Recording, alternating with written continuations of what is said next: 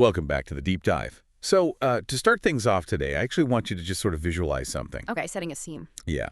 Think about something that, for a lot of us, is basically the absolute definition of, well, default. Right. You're in a supermarket. You're walking down the dairy aisle. And you see it. The block. The block, exactly. That Yeah. sweating, yellow, totally uniform, vacuum-packed brick. Usually labeled something like a mild cheddar. Right, mild cheddar Yeah. or mature cheddar if you're feeling fancy. But it's consistent. I mean, it's edible. It melts on toast. It serves a purpose. It does. But we're diving into some really fascinating source material today, a book called Great British Cheeses by Jenny Linford.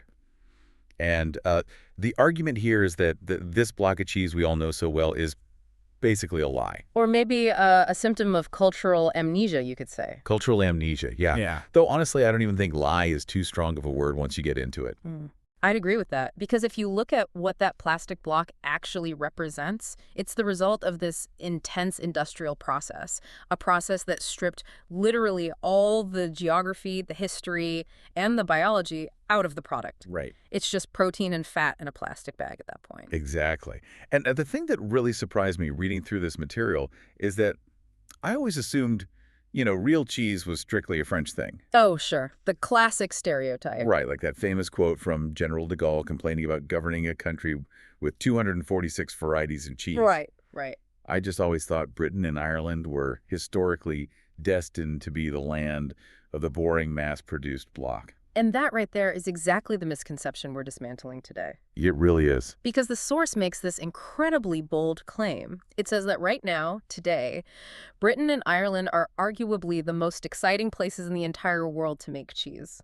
Which is Not France, not Italy, but here in the British Isles. Which, initially sounds like some kind of patriotic marketing fluff. Oh, it totally does. But then you actually dig into the data. You look at the sheer variety of milk being used now. We're talking buffalo, goat, sheep. Yeah. And you see this incredible resurrection of methods that were actually illegal, literally against the law 70 years ago. And you realize, oh, wait, we are actually looking at a full-blown renaissance. A renaissance. But, a renaissance inherently implies that there was a dark age right before it. Very true. And I think that's exactly where we need to start this deep dive, because I had no idea that the yellow block wasn't just a result of people having bad taste in the 60s. No. It was literally a result of warfare. It was a result of national survival. We're going to talk about how the British government, in this desperate effort to just keep the population alive, almost accidentally murdered an entire culinary culture. It's wild. So the mission for us today as we go through this is we're going to trace how a 2,000-year-old industry was just completely dismantled by bureaucracy. And then somehow saved by a bunch of absolute rebels in the 1980s. Yes. And along the way, we're going to get into the actual science of it all, like why the grass in Cheshire actually makes cheese taste salty. And why putting cheese in a plastic wrapper destroys its flavor at a fundamental molecular level. Right. So it's this epic story of terroir, chemistry, and just pure resistance. It really is. So let's rewind. And I mean, really rewind here, because the source material points out that while this renaissance is new, the practice itself definitely isn't. We're not talking about some modern foodie fad. No, absolutely not. We are talking about the very foundation of agriculture in the British Isles. Right. To even begin to understand why the crash in the 20th century was so utterly devastating, you have to understand just how deep the roots of this tradition go. And we're talking Romans here, right? We are talking Romans, 43 AD. See, I usually associate the Romans arriving in Britain with roads, sanitation, maybe introducing wine, but cheese. Oh, a massive cheese influence. Yeah. Think about it. When the Roman legions arrived, they didn't just bring swords and shields. They brought a massive, highly organized logistical machine. Because they had to feed an army. Exactly. And part of that machine was dairy processing. They occupied Britain for nearly 400 years. You do not occupy a cold, wet island for 4 centuries without figuring out exactly how to feed your troops efficiently. And cheese is basically portable protein. It is. It's shelf-stable milk. The Romans introduced these hard cheese-making techniques that allowed them to store all the excess milk from the summer months for the winter, right, or for long marching campaigns. The source actually credits them with laying the initial groundwork for the entire British hard cheese industry. Wow. Okay, but then the Roman Empire eventually falls. They leave Britain. And we enter the Dark Ages. Does the cheese just disappear with them? Well, it doesn't disappear entirely, but the next really major leap in the timeline comes with another wave of settlers. The monks. The monks. Specifically, the text mentions the French Cistercian monks. Yes. They came over with William the Conqueror and in the centuries right after that. So around 1066 and beyond. Exactly. And the thing to remember about these monks is they weren't just guys sitting quietly in a stone cell praying all day. Right, they were organized. Highly organized. They were essentially large corporations for their time. They were massive land managers. And the text points out they settled in places like the Yorkshire Dales. Which is key. That's a key piece of geography right there. Why the Dales specifically? Well, the Yorkshire Dales are incredibly rugged, but they're grassy, so they are absolutely perfect for sheep and cattle grazing. The Cistercians were basically agricultural experts. Okay. So they established these massive, sprawling estates, and they passed all their advanced continental cheese-making knowledge onto the local tenant farmers who worked the land. Okay, wait. So if I'm eating a piece of Wensleydale cheese today, or any traditional cheese from that specific Yorkshire region, am I basically eating a recipe that a French monk taught a Yorkshire farmer like 1,000 years ago?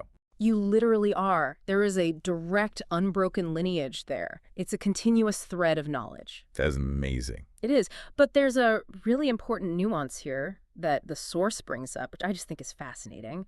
And it has to do with who is actually doing the physical work of making the cheese. Right. Because today, if you say artisan cheesemaker, a lot of people probably picture, I don't know, a hipster guy in a canvas apron or maybe a man in a white factory coat. Right. But historically, it was a female preserve. Completely. It was entirely the domain of the farmer's wife and the dairymaid. Why was that?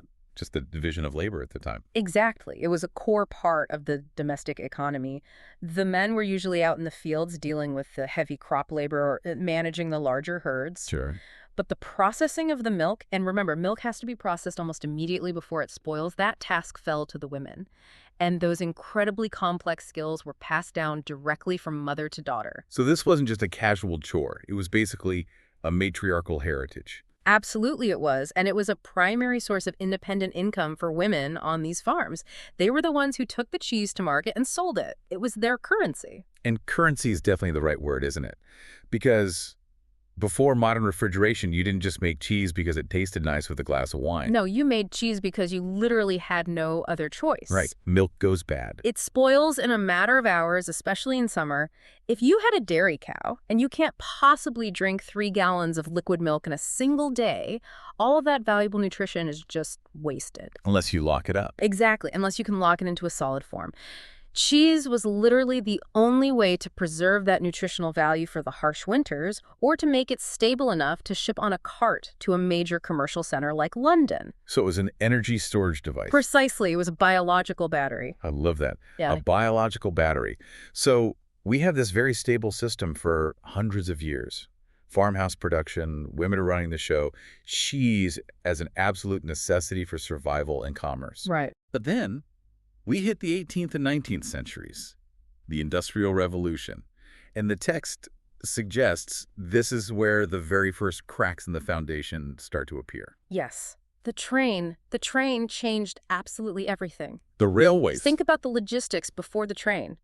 If you were a dairy farmer in, say, Cheshire, you simply could not send fresh liquid milk to London. It would just be sour by the time the horse and cart arrived. Exactly. So you were forced to make cheese. You had to. But with the train, Suddenly, you can put a churn of raw liquid milk on the early morning train, and it is sitting in London by the afternoon. wow. And selling liquid milk is just so much easier. You don't have to process it. You don't have to age it. You don't have to worry about it getting the wrong kind of mold in a damp cellar for 6 months. You just milk the cow, ship the churn, and get paid immediately. So the entire economic incentive to go through the hassle of making cheese just evaporates overnight. For a huge number of farmers, yes, it did. It started this massive decline in farmhouse production. And coincidentally, this is the exact same time we see the very first cheese factories appearing.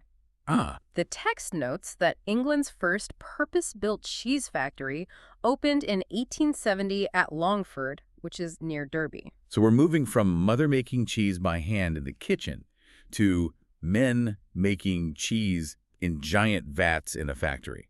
That is the big shift. It moves from being a domestic craft to an industrial commodity. Right. But, and this is a really important but here, even with the railways taking away the milk and the early factories starting up, the regional varieties still survived. They didn't die out yet. No. Okay. You still had a very distinct Cheshire cheese, a distinct Lancashire, a distinct Stilton. The culture was wounded, but it was still alive. Until the war. Until the war. This is the part of the source material that genuinely shocked me. I mean, I knew rationing was a thing. We all know about the Blitz and the home front. Right. But I had no idea that the British government effectively declared war on cheese varieties. Well, look, it wasn't out of malice. It was out of absolute desperation. But yes, the end result was cultural destruction. World War I hurt the industry badly because it took away the men, which led to a labor shortage and an agricultural depression in the 20s and 30s. Which led to the Milk Marketing Board being created in 1933, right? Exactly. But the real, true extinction event for British cheese was World War II. Okay, walk us through the actual mechanism here. How exactly does a world war kill a cheese? It starts with the Ministry of Food. In 1939, the government realizes they have to take total centralized control of the national food supply. Because German U-boats are sinking the supply ships? Exactly. They are isolated, so their only metric for food production becomes simple: survival. They need calories, they need protein, and above all, they need it to be easily distributable. So efficiency is the only goal. Flavor doesn't matter. Correct. Now think about a traditional farmhouse Lancashire cheese. It's crumbly, it's moist, it's delicate. It doesn't travel well, it has a very short shelf life, and it has a high water content. To a bureaucrat in the Ministry of Food, that cheese is highly inefficient. You are basically wasting resources transporting water. Wow. So they prefer a hard, dry block? They wanted hard, durable, consistent blocks of protein that could sit in a warehouse or be shipped anywhere without rotting. So the ministry issued a decree. They banned the production of almost all traditional cheese varieties. Wait, banned them? Like it was actually illegal to make them? Completely illegal. If you were a farmhouse producer, you were effectively shut down, or you were forced by the government to make what became known as government cheese. And we have the list from the source of what was actually allowed. It is incredibly short. It's a tragic list for cheese lovers: cheddar, Cheshire, Dunlop, Scottish cheddar, Leicester, and a very hard version of Wensleydale. That is basically it. So if I'm a cheesemaker in the southwest of England, Yeah. and my family has been making a soft blue vein cheese for 300 years, just passing the recipe down generation to generation. You stop right now, or you face the consequences. And what happens to all your equipment? Your specific bacterial cultures? They die. The bacteria literally die out. The wooden vats dry out and crack, or they get repurposed for something else. But worst of all, the knowledge, which remember was primarily an oral tradition passed from mother to daughter, that knowledge is completely interrupted. The statistics the source gives here are just terrifying. I want to read this because it really paints the picture of a total collapse. In Cheshire in 1939, there were 405 individual farms making cheese. A massively thriving, competitive, diverse ecosystem. And by 1948, which is after the war but during the immediate rationing period, 44. From 405 to 44. That is an almost 90% reduction. Like staggering. And it wasn't just Cheshire. In the Southwest, the number of producers dropped from 514 down to just 61.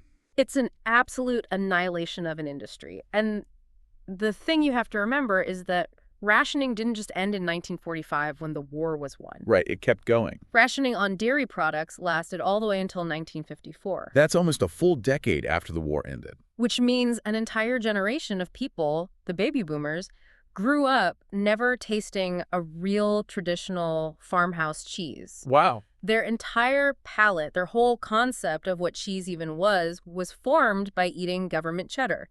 They didn't know what they were missing because to them it just didn't exist anymore. And that creates the absolute perfect storm for what happens in the 1960s, the rise of the modern supermarket. Exactly, because the war forced this massive industrial consolidation, and then the supermarkets came along and basically capitalized on it. The supermarkets wanted the exact same thing the wartime government wanted: cheapness, total uniformity, and stackability. Enter the plastic block. The vacuum-packed slab. It was easier to transport, it was perfectly rectangular, and crucially, it didn't grow a rind. Right, because consumers were starting to see a natural moldy rind as waste or something gross. Exactly. So they sold these rindless plastic-wrapped blocks that always tasted exactly the same. Bland.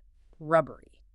The source draws a really interesting contrast with France here, because I was wondering, why did this happen in France? They had a war too. They were occupied. They were, but France has a completely different legal framework. They have the AOC system, Appellation d'origine contrôlée. Right. It's a very strict legal framework that protects regional food. It basically says, by law, you cannot call this cheese Roquefort unless it is actually made in the region of Roquefort using these specific traditional methods with milk from these specific sheep. So the law protected the tradition. It acted like a shield. It ring-fenced it. Britain had absolutely no laws like that. So in the 60s, a massive industrial factory could make a completely rubbery, tasteless block of cheese, wrap it in thick plastic, and totally legally print the words farmhouse cheddar on the label. Wow, so they just stole the name. They debased the currency. It completely ruined the international reputation of British cheese. So by the time we hit the 1970s, the patient is basically dead on the operating table. It's on life support, barely breathing. But then we get the revival. And the text frames this almost like an underground resistance movement. Who were these people that brought it back? They were absolute pioneers. They were passionate people who looked around at the landscape of British food and said, we are losing our history and we have to stop this. The text highlights three really key figures: Patrick Rance, James Aldridge, and Randolph Hodgson. Okay, Patrick Rance ran a shop. Okay. Yes, Wells stores. But he wasn't just a shopkeeper, he was a crusader. He would literally drive his car all around the country, knocking on farmhouse doors, just trying to find the last few old dairy maids who still remember how to make the traditional territorial cheeses. That's incredible. He championed them. He bought their entire stock when literally no one else would buy it, just to keep them in business. And what about Randolph Hodgson? He founded Neal's Yard Dairy in London. And if you go there today, it's basically a cheese mecca. Yeah. But back then, in the early days, he was doing the exact same thing as Rance. He was sourcing the very few remaining authentic cheeses. And crucially, he was maturing them properly in his cellars in London to show the public just how incredibly good they could be if treated right. So they were actively educating the palate of a generation that had basically forgotten how to taste real food. Precisely. They created a market where no market existed. And the amazing thing is, it worked. Very slowly, the numbers started to turn around. The source gives a great metric for this. Yeah. The British Cheese Awards. Yes. They started the awards in 1994, and they had under 300 entries, which isn't bad. But by 2010, which is around the time the source material covers, they were hitting nearly 900 entries. That is a massive trajectory of growth. It is the definition of a renaissance. Okay, so we've covered the history, the ancient boom, the wartime bust, and this incredible revival. But I feel like to really understand what these pioneers saved and why it actually matters, we need to completely pivot here. We need to talk about the product itself. Yes, we need to get into the science. The science. Because honestly, reading through the source material, I had a realization. I realized I didn't actually know what cheese was. Most people don't. I mean, obviously I know it comes from milk, but Yeah. what is actually happening inside that vat? It is a highly controlled, cascading biological chain reaction. Let's break it down for the listeners, because the source details the actual chemical composition of milk, and it's not just, white water. Far from it. It is a highly complex emulsion. And for the cheesemaker, there are essentially three holy grails floating around in that liquid. You have fat, you have casein, and you have lactose. Okay, let's simplify these three things. What is their actual job in the cheese? Okay, so fat is the easy one. Fat provides flavor, texture, and richness. It's the luxury element of the cheese. Got it. And lactose? Lactose is simply milk sugar. That is the fuel. Because making cheese requires bacteria, and those bacteria need to eat something to survive and do their job. They eat the lactose. Okay, so fat is flavor, lactose is fuel. What about casein? Casein is the magic. Casein is the structure. It's a type of protein. Yep. And the best way to visualize casein molecules is to imagine them as microscopic balls of yarn floating around in the water of the milk. Okay, balls of yarn. But they are negatively charged, which means they naturally repel each other. They just float around happily, dancing off one another, refusing to connect. So milk remains a liquid, specifically because these balls of yarn refuse to touch each other. Exactly. To make cheese, you have to find a way to force them to tangle together. You have to somehow break that natural resistance. That's fascinating. And this actually leads us right into the differences between species, because the text mentions that not all milk behaves the same way when you try to tangle it. Oh, there are huge differences. Take cow's milk. It has very large fat globules, and it has a very firm, robust casein structure, which means it's absolutely great for making those big, hard, durable wheels of cheese like a cheddar or a Parmesan. The structure can take a lot of punishment. And what about a goat? Goat's milk is entirely different. It is naturally partially homogenized. Meaning the fat is already mixed in differently? Right. The fat particles are tiny, and the casein structure is much more fragile. That's why goat cheese is almost always soft, crumbly, and delicate. Ah. It literally doesn't stretch like a cow's milk mozzarella. It is physically, molecularly incapable of holding that kind of firm, elastic structure. That makes so much sense. And the text also talks about breed differences, right? Yeah. Like a Jersey cow versus a Frisian cow. Massive difference. Jersey and Guernsey cows produce milk that is incredibly high in fat. It's rich and yellow. Frisians produce a much higher volume of milk, but it's leaner. So a cheesemaker has to know exactly what breed they are working with. And what about seasonality? I always see things like spring milk or summer pasture advertised as a premium thing at artisan shops. Is that just marketing or is it real? Oh, it's very real. The text explains this beautifully. Milk is basically just heavily processed grass. Right. So if a cow is out in the field eating lush, sweet, wet spring clover, the milk she produces is going to be packed full of beta-carotene, which makes it yellow, and the fats will be very soft. But in the winter, In the winter, she's probably indoors eating dried hay or fermented silage. The milk becomes much whiter, and the fat structures are physically harder. so a cheesemaker literally has to change their recipe and their timings based on what month it is. Based on the month, the weather, and honestly, even the time of day. Morning milk behaves slightly differently than evening milk. It is a constant daily adjustment. It's an art. Wow. Okay, so we have our raw material, the milk. Now we have to actually turn it into cheese. The source outlines 4 distinct stages of production. Walk me through them. Step 1. Step 1 is controlling acidity. This is where you have to wake up the bacteria. This is what they call the starter culture, right? Right. Historically, you'd just leave the raw milk out in the dairy and let the naturally occurring bacteria in the air do the work. Which sounds a bit risky. It can be, which is why modern cheesemakers, especially if they're using pasteurized milk, will add specific starter cultures to the warm milk. These bacteria wake up and they immediately start eating that lactose we talked about. The sugar. And as they eat the sugar, they excrete lactic acid. Appetizing. Well, that's fermentation for you, but this is so critical. As the acid level rises, the milk starts to sour. And the reason we do this is protection. Protection from what? Bad bacteria. The pathogens that can make you sick, or worse, they absolutely hate acidic environments. They can't survive in it. But the good cheese-making bacteria love it. So by dropping the pH, you are creating a safe, controlled environment for the cheese to develop. Okay, that makes sense. So the milk is sour and safe. Step 2. The really big physical change. Curdling. This is where we officially turn the liquid into a solid. But the acid isn't quite enough to do it perfectly. We need a chemical catalyst. We need rennet. We need rennet. Now, rennet is usually the controversial one for vegetarians, right? Traditionally, yes. True animal rennet comes from the mucosal lining of an unweaned calf's fourth stomach. Which sounds intense. It does, but it contains a highly specific, very magical enzyme called chymosin. Okay, let's go back to our balls of yarn analogy.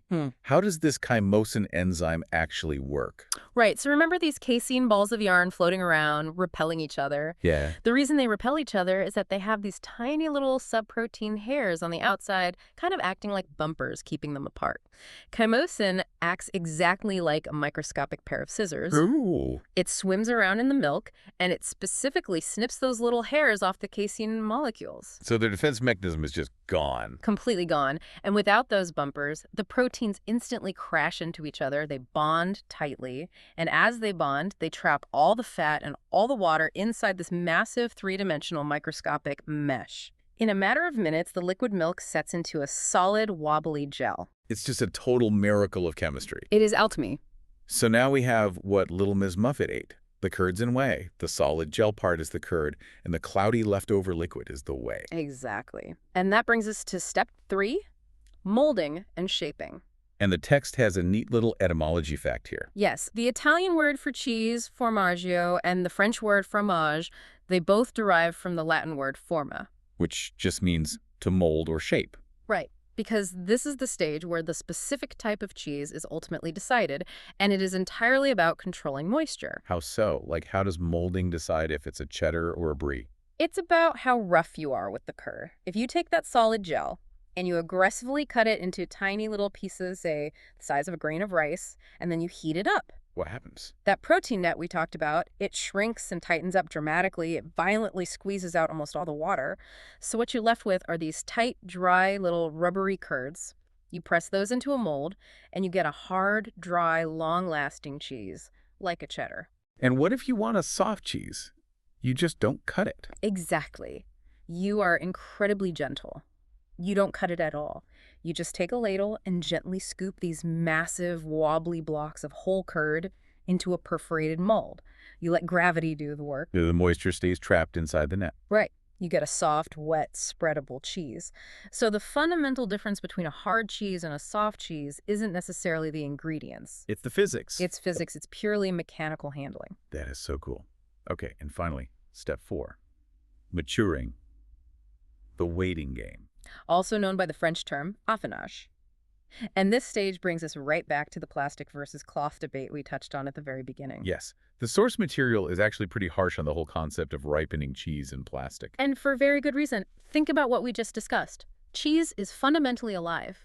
It is absolutely packed full of living bacteria and active enzymes that are constantly breaking down the complex fats and proteins, which is what actually creates the flavor over months or years. Right. And that chemical breakdown process naturally releases gas and moisture. The cheese needs to respire, it needs oxygen. And plastic just completely stops that. Plastic is a suffocation suit. Now, factories love it because it keeps all the moisture trapped inside, which means you get a higher yield. You literally have more water weight to sell to the consumer. Economics. But it completely stops the cheese from breathing. The end result is a texture that tends to be very rubbery and a flavor profile that is often bitter, acidic, or just totally one-dimensional and bland. Whereas the traditional method uses cloth. Yes, cloth wrapping. Cloth is permeable. It acts a bit like Gore-Tex on a rain jacket. Okay, I can picture that. It lets the internal moisture slowly escape over time, which naturally concentrates the flavor of the cheese. But, crucially, just as importantly, it lets the outside environment in. You mean the molds? The ambient natural molds floating in the air of the maturing cellar, they land on the cloth and they start to grow. They form this thick, complex crust, a rind. Right. And that rind isn't just nature's packaging. It's an active biological interface. As the mold grows, it sends enzymes down into the cheese, adding these deep, earthy, mushroomy, complex flavor notes. You simply cannot replicate that level of complexity inside a vacuum-sealed plastic bag. It's impossible. So when foodies talk about the industrial block versus artisan cheese, we aren't just being snobs about the aesthetic. We're talking about two fundamentally chemically different food products. Completely different. One is a dead, preserved calorie block. The other is an active, living ecosystem. That is such a great way to put it. Now, speaking of ecosystems, let's talk about geography, because this is another massive layer that the source dives into, the concept of terroir. Terroir, yes.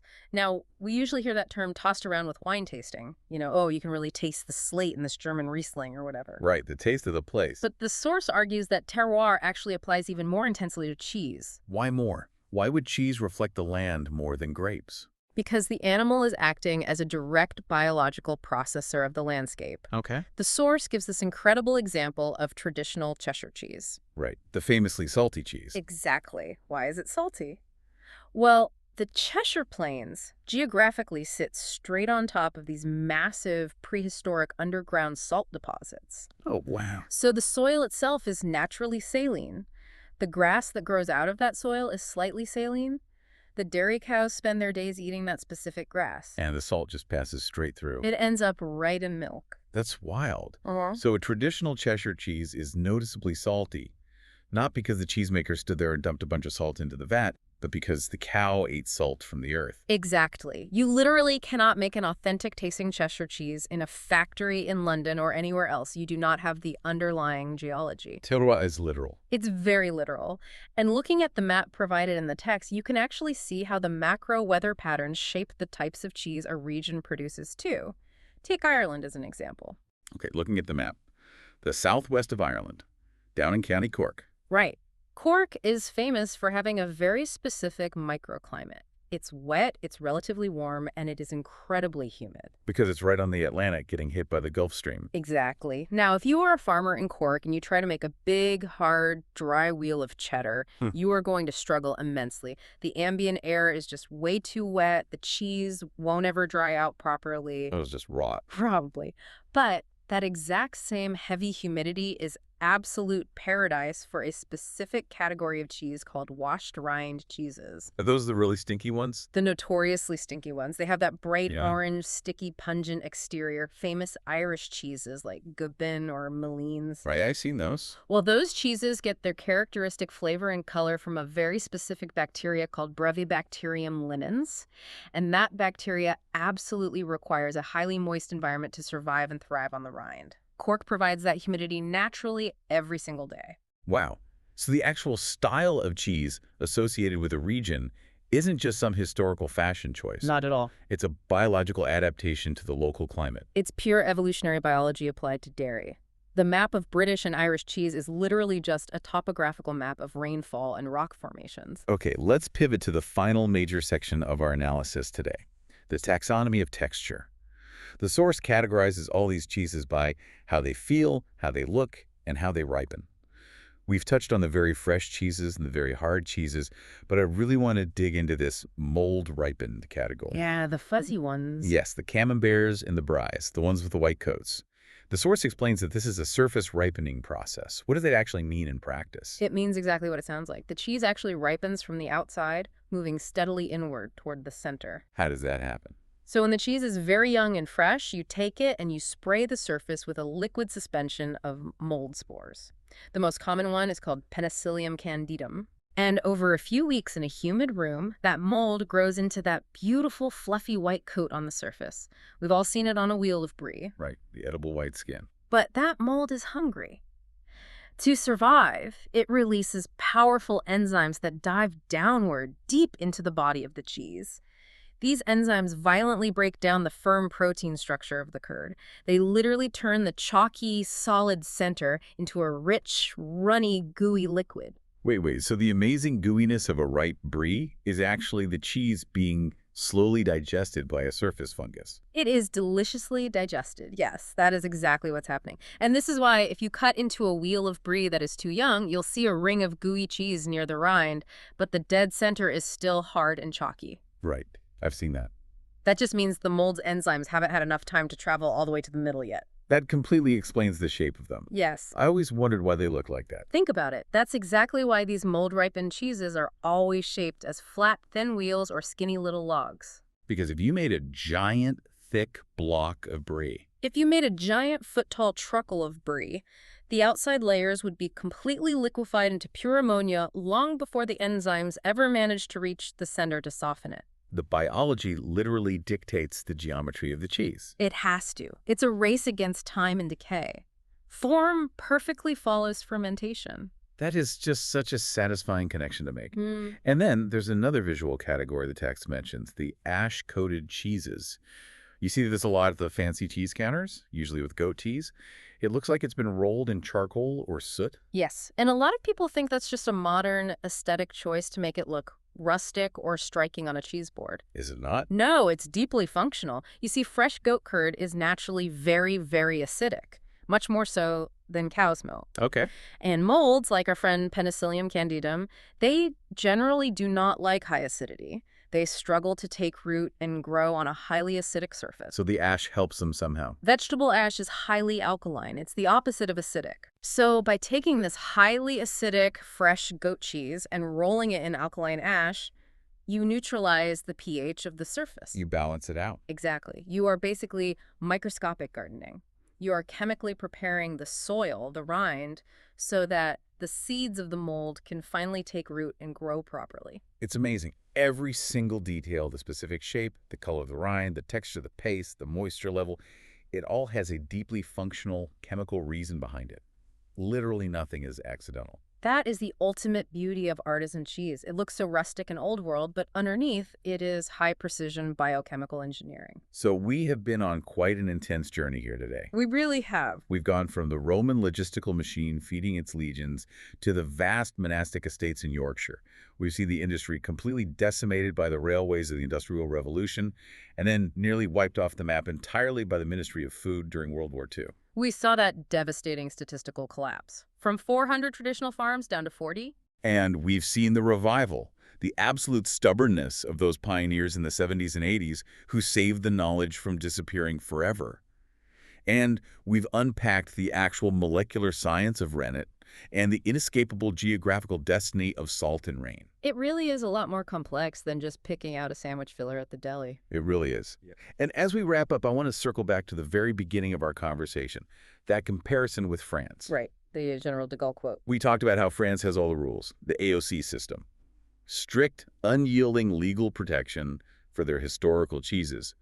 But the source material ends on a really provocative thought about the modern British Renaissance. It sets up this really fascinating cultural paradox. Yeah. Because, yes, the French AOC system perfectly preserved their tradition, but in doing so, it also completely froze it in time.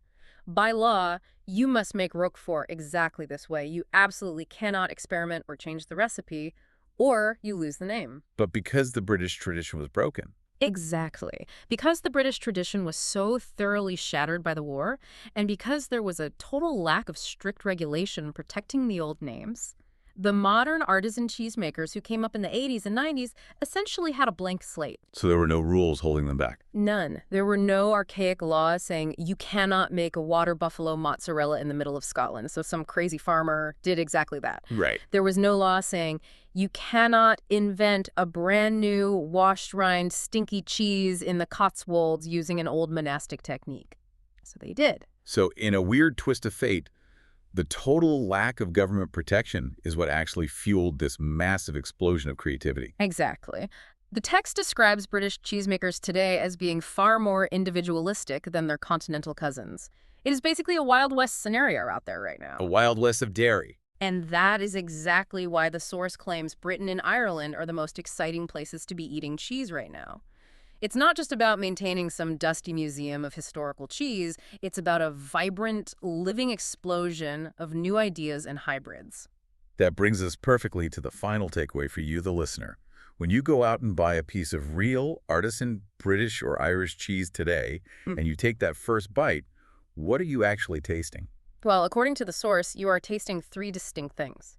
First, you are tasting the geography. You are directly tasting the salt of the earth, the amount of rain in the air, the specific types of grass. Second, you are tasting the science. You are experiencing this living, breathing, incredibly complex ecosystem of molds and bacteria that the industrial plastic block actively tries to kill. And the third thing? The third thing is survival. You are tasting the sheer, bloody-minded stubbornness of those few farmers who absolutely refused to quit making real food when their own government told them to. You are tasting a direct rebellion against the industrial bloc. I love that so much. You're literally eating resistance. Yeah. A very, very tasty resistance. And here is a final provocative thought to leave you with, listeners. We so often assume that in order to save a beautiful tradition, we need strict laws, government protection, and rigid rules. Exactly like the French have. Right. But this incredible British story suggests the exact opposite might be true. It suggests that sometimes the absolute best thing that can ever happen to a creative industry is a total catastrophic collapse of the rules. Chaos breeds innovation. It really does. So next time you are standing at a specialty cheese counter, looking down at that dizzying, weird array of ashy logs and fuzzy wheels and stinky wedges, ask yourself, is the chaotic, entirely unregulated freedom of the British cheese scene actually better for the future of food than the strict ancient traditions of the continent? Does chaos actually taste better than order? That is certainly something to chew on. Literally and figuratively. Well, thanks for diving deep with us today. Go out, find a specialty shop, buy some truly weird cheese, and support a local maker, and we will see you on the next Deep Dive.